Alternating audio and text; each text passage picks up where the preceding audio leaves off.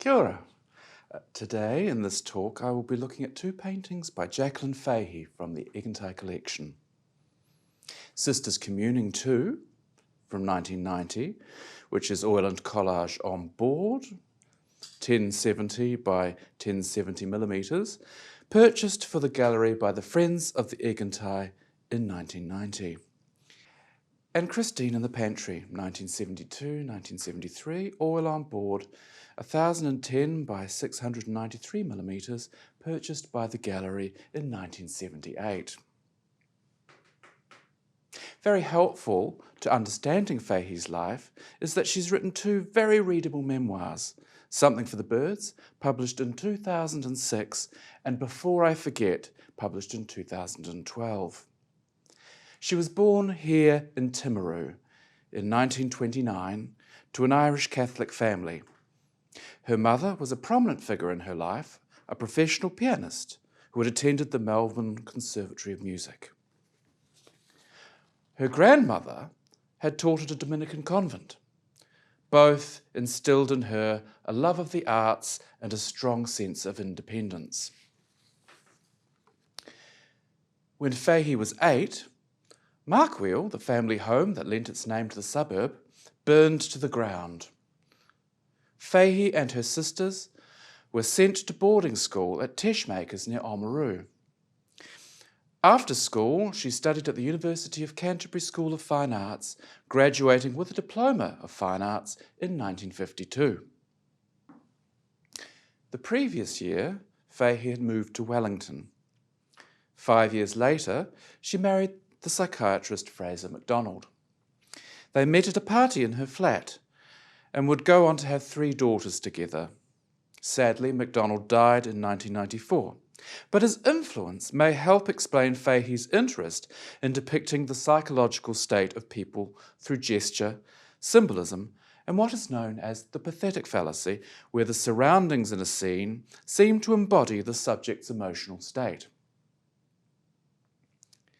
Fahey had her first exhibition when she was 26 at Harry Serenson's Coffee Gallery on Lambton Quay in Wellington, where she also worked as a waitress. Interestingly, while her husband was in his professional capacity advocating for women to go out and work rather than stay at home, Fahey's paintings are all about domesticity and suburbia. Although feminism and women's liberation were stirring in mid-20th century Aotearoa, married women were still largely confined to the role of homemaker and housewife.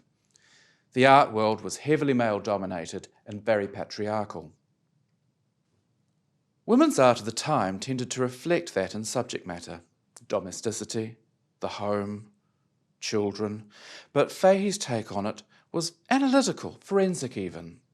Her paintings interrogate why this should be the case, often depicting multiple generations of women trapped and overwhelmed by the domestic setting, in frustration and quiet desperation. Fahey was one of the first New Zealand artists to paint from a female perspective.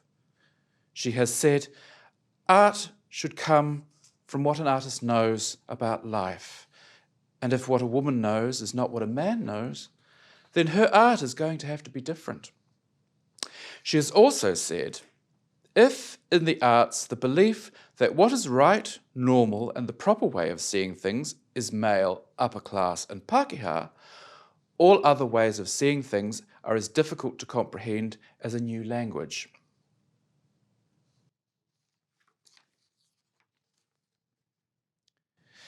In 1964, Fahey came to wider public attention when she organised an exhibition with Rita Angus at the Centre Gallery in Wellington.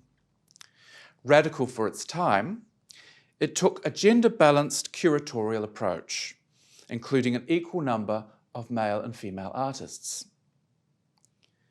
When the feminist movement finally began to take off in New Zealand in about the 1970s, Fahey became something of an icon for the female focus of her art.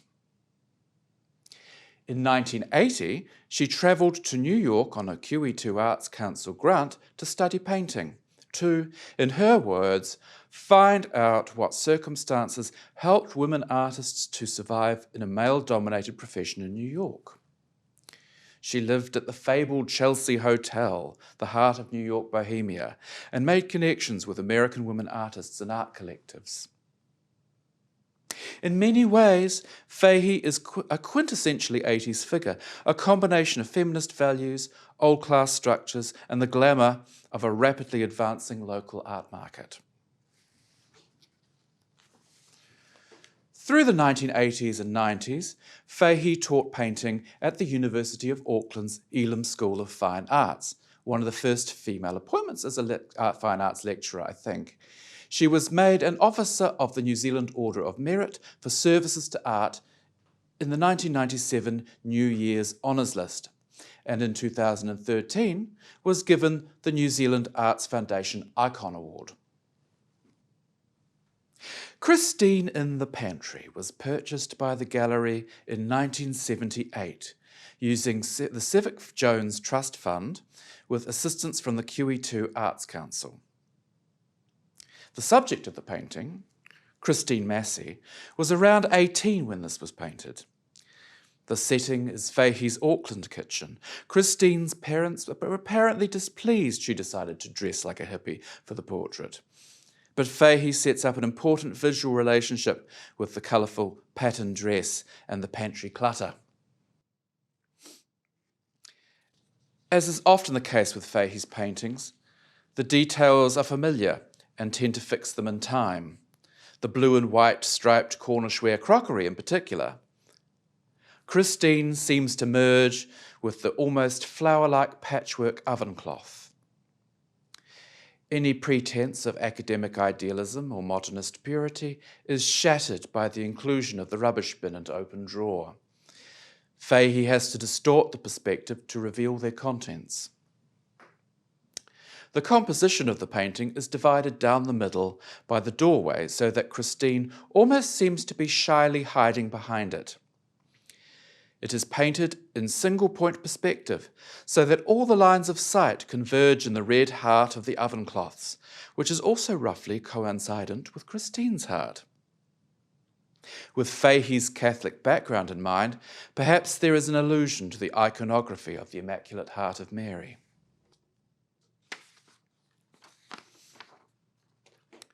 For much of her professional life, Fahey didn't have a studio and worked at home, surrounded by all the disorder and detail of home life which makes its way into her paintings. They are, as Christine in the Pantry is, very busy. Objects are piled up on each other and figures are assimilated into their surroundings. As we can see in this painting, Fahey works in impasto, the thick application of the paint in chunky, textured brushstrokes that make you aware of the process that created them rather than merely pretending to be a window into another space or photographically realistic. Christine, influenced by Fahey, would later go to art school at the University of Canterbury and became a sculptor in Auckland. Often in Fahey's paintings, the female subjects look impassively out of the picture plane directly at the viewer, which makes me suspect that one of the direct influences on this particular painting might be this very famous work, Edward Manet's A Bar at the Folies Bergère, in the Courtauld Gallery in London. This dates to 1882. In Manet's painting, the viewer is in the position of the customer, and we are given the impression that it might not only be the alcohol which is for sale. Christine is perhaps more innocent, and Fahey seems to be making a connection with the constraints and unrecognised labour of domestic chores and the false glamour of the demi-monde. This painting is particularly interesting because it appeared in the seminal, or perhaps that should be ovational, exhibition Whack! Art and the Feminist Revolution at MoCA, the Museum of Contemporary Art in Los Angeles in 2007. Organised by MoCA curator Connie Butler, the exhibition was the first comprehensive institutional survey of women's art made under the influence of feminism, mostly from the 1970s. It featured painting, sculpture, photography, film, video and performance by approximately 120 artists from 21 countries, themed by media, geography, formal concerns, aesthetics and politics. It later toured to the National Museum of Women in the Arts in Washington, D.C., PS1 Contemporary Arts Centre in New York, and Vancouver Art Gallery in Canada. The exhibition catalogue describes Fahey as a standout among her contemporaries in New Zealand because of her involvement in social and political issues. Unlike many painters of her generation who worked in landscape or upheld abstraction as the self-referential modernist creed, Fahey's commitment to figurative work as a means of commenting on contemporary art concerns has remained constant throughout her career. In her exploration of women's experience and analysis of female identity, social and artistic mythologies, Fahey, like other feminist artists of her generation, prefigured many of the aims of the women's art movement in New Zealand. Fahey has described the home as the battlefield of the psyche and likened it to a stage where a gamut of human emotions, comedies, and tragedies is privately enacted. Fahey's chief stroke of genius is the way she takes those domestic vignettes and blows them up into a dramatic scene like something out of a mythological or history painting. The traditionally feminine sphere is elevated to the same level as Achilles and Alexander the Great. And here I'm reminded of a poem by Patrick Kavanagh, Epic. I have lived in important places, times when great events were decided, who owned that half a rood of rock, a no-man's land, surrounded by our pitchfork-armed claims. I heard Duffies shouting, "Damn your soul," and old McCabe stripped to the waist, seen step the plot, defying blue-cast steel. Here is the march along those iron stones. That was the year of the Munich bother. Which was more important? I inclined to lose my faith in Ballyrush and Gorton, till Homer's ghost came whispering to my mind. He said, I made the Iliad from such a local row. Gods make their own importance. With that in mind, this comes into play with Sisters Communing II, painted in 1990 and purchased for the gallery by the Friends of the Aigantighe that year. It's a sequel of sorts to an earlier painting from 1974, Sisters Communing, now in the collection of the University of Otago's Hocken Library in Dunedin. In that work, two women relax with a glass of wine and a cigarette while a child plays nearby. In this later painting, there is no child, and the two women seem to be altogether more sophisticated creatures, perhaps in a restaurant, overwhelmed by an enormous Triffid-like fern. Although Fahey often depicts domestic settings and tables covered in food, she has written of her loathing for housework, which I find perfectly understandable, and a lack of cooking skills, yet she manages to nail the bourgeois class signalling of late 1980s fussy haute cuisine seafood. Look closer, and you'll see that the food has been carefully clipped from magazines and collaged in. In order to accommodate the top-down view of the food, Fahey once again distorts the perspective of the painting, as with many of works we find in Picasso, where here we see more than one angle simultaneously. So we're looking from above and from a distance at the same time. We see a conversation between two sisters. It's clearly very dramatic. A Baroque line of extravagant gestures sets up the composition amid the theatrical flourishes of the firm and the somewhat costumey clothes. The whiteness of the flesh looks like marble.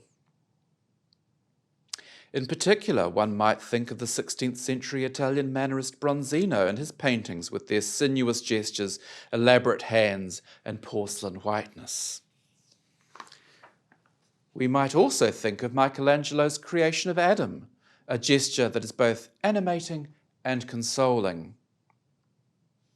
Then again, there might also be something slightly malicious or even condescending in that gesture, recalling the witches of Pre-Raphaelite sister to the Brotherhood, Evelyn de Morgan. The other sister appears upset or despairing, telegraphed by Fahey in a particularly obvious pose that recalls both classical melancholia, as depicted here by Albrecht Dürer, and the melancholic, melodramatic, romantic anguish we find in this painting by Fuseli. This amping up of the relatively trivial, though relatable, to the intensity of a Greek tragedy can be clearly seen in one of my favourite Fahey paintings, My Skirts in Your Effing Room of 1979, in the collection of Art New Zealand editor William Dart in Auckland.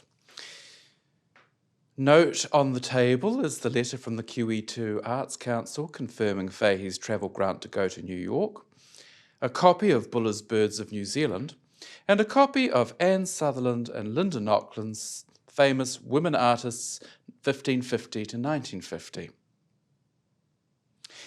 That gesture contains all the neoclassical power and tension of Davies' Oath of the Horatii, which depicts a scene from a Roman legend, the 7th century BCE dispute between the warring cities of Rome and Alba Longa. Instead of the two cities sending their armies to war, they agree to choose 3 men from each city to fight. The accusatorially raised skirt takes on all the import of Perseus raising aloft the head of Medusa, turning his enemy to stone. Returning to the influence of Manet on Fahey, let us look at another painting from William Dart's collection, Luncheon on the Grass from 1981-1982. It's chock full of Kiwiana, the picnic and the seagulls, and it's a very obvious homage, or parody even, of Manet's infamously scandalous painting of 1862-1863 of the same name from the Musée d'Orsay in Paris. The causes of controversy in Manet's case were that the women were not goddesses or nymphs. One's shed clothes can be seen to the lower left corner, and the men in contemporary clothes giving the painting an overtly modern sexual tone that critics at the time decried as obscene, especially the confrontational way the nude woman regards the viewer. What Fahey does is to introduce a gender flip. The naked body subject to the objectifying gaze is no longer female, but male. In Jacqueline Fahey's paintings, we are left with a profound sense of woman-centered space, of the tools and tropes of male-dominated art turned on its head and interrogated.